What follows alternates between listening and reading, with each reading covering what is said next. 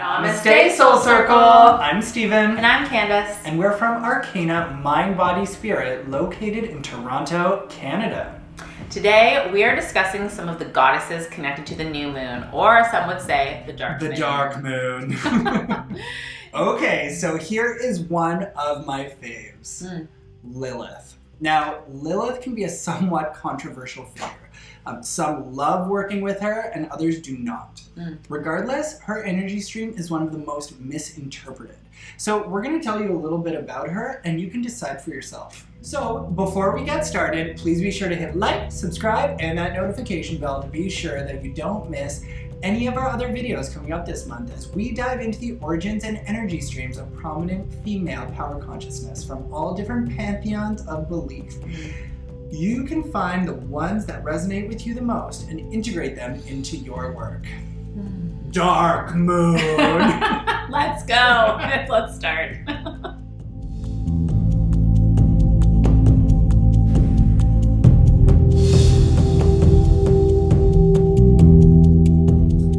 Let's talk for a moment about why you would want to integrate a goddess or energy stream into your scope of practice. I mean, there's so many different reasons you can, and these energy streams can look like so many different things. When we say the words god or goddess, some people have a lot of preconceived notions about these things. You can have a very traditional god, like a Buddha, Jesus Christ, these figures, or you could be someone who believes that the terms god and goddess could be just of the Greek or Roman pantheon, like those Roman gods and those Roman goddesses. Everyone has a different connotation inside them of what these things mean. When we're referring to the goddesses, we're talking about the energy that they can pull into even a meditation or a practice that can help further and deepen your connection to your circle, yourself, and that consciousness that you're trying to call in. Yeah, it can be something specific too. Like I know a few people that call on saints. If you lose something, you can call on the saint of, I specifically don't know, feel free to put it in the comments, but I have heard people, I think it's a female saint when you lose something. Oh, man. I remember my friend's parents always used to say that. It's like a little rhyme that you say. It's on the tip of my tongue. So if you lost something, you would call on this saint and she would help you find whatever it is that you lost. Your keys or whatever, or anything, just even in that moment. So I think the same thing can happen with the goddesses that we're going to talk about. You can call them for different things. It just isn't like just any energy. It could be very specific. Specific honed energy based on what you're trying to achieve. Exactly. If you're working with herbs, you're going to call on this one. If you're working with your menstrual cycle, you're calling on this one. If you're trying to have a baby, if you're there's one for everything. All of it. You could probably find some kind of power consciousness that is appropriate for what you're trying to craft. And that's why for us, throughout this series this month, we're only picking a few. There are so many. So many. And even the details within what we're talking about, we're making some short videos just to get people started and get their feet wet on the topic.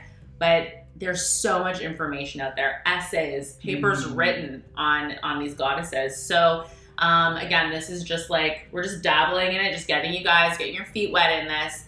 But there's a lot of information out there and a lot of different goddesses to cover. So and a lot of different goddesses that actually correspond to different goddesses in different pantheons of faith.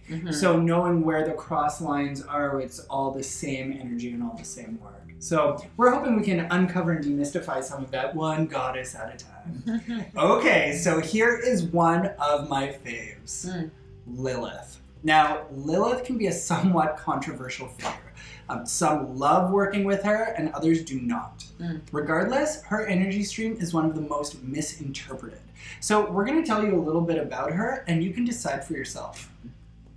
Okay, well, we love her energy stream and all that she brings to the circle because she represents taking down the patriarchy, which we are so down for. Just saying. The origins of Lilith go all the way back to Mesopotamia and Samaria, and her name roughly translates to demon wind spirit, my high school nickname. She was only given this name for her choice of freedom against the world of man. Burn down the patriarchy! Okay, so let's explain. Let's dive into this. So, reel it in. So Lilith is mentioned in the Genesis creation story and plays a big role in Jewish mythology. She was the first wife of Adam. Yes, that Adam, of Adam and Eve. It turns out that Adam didn't want a powerful woman. If I had pearls, I'd clutch them. So she began refusing Adam's request. For example, he only wanted to have sex in missionary in order to loom over her.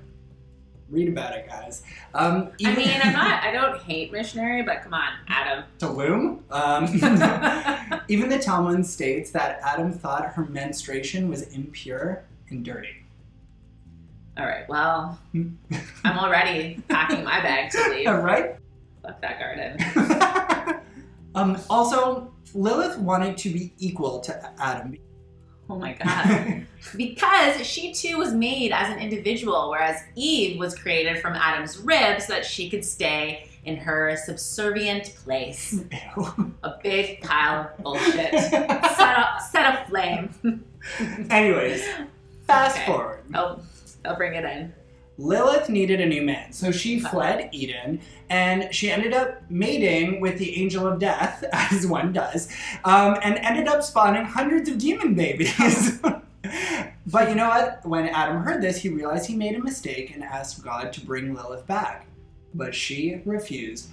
She literally told God no. Ha! She was done with Adam. Lilith was done. It was boring missionary. I'm sure you can see why we love Lilith so much. Yeah, she our girl. She's my girl. The reason Lilith is so important in goddess culture is because she represents the opposite of the acceptable housebroken woman. That is Eve. Lilith seeks approval from no one. And that is the energy I can for sure get behind.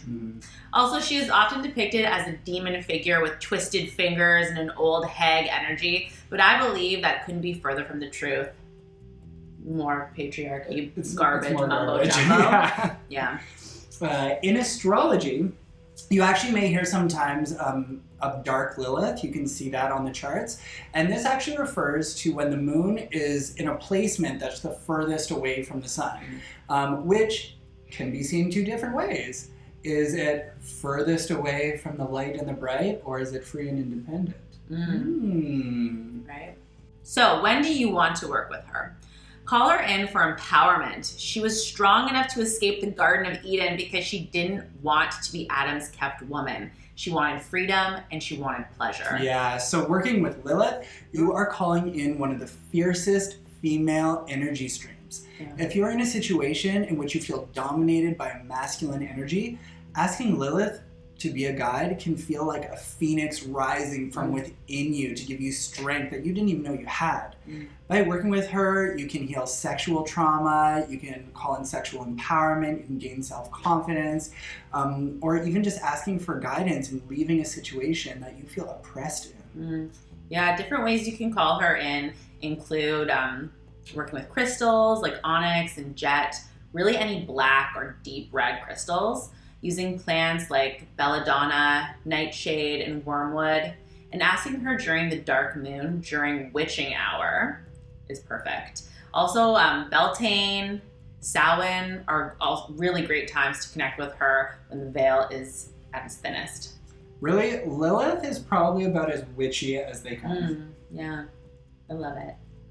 So, be sure to comment below and let us know which of these goddesses resonate with you.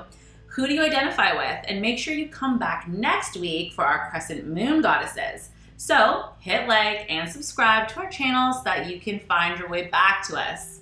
In the meantime, Arcana releases 3 videos a week, on Mondays, on Wednesdays, and on Fridays. On Mondays this month, we are discussing the different phases of the moon and how you can use their energies to manifest change in your own life. Wednesdays, we are going to continue on our moon sign journey. And Fridays, we're going to continue working with our goddesses, which I'm super excited, and obviously, we're pretty passionate about this. Pumped up about it. Right, I can't wait for any of these. I'm loving this month and this content. We hope you love it as much as we do. So, many blessings and see you next episode. Much Namaste. love.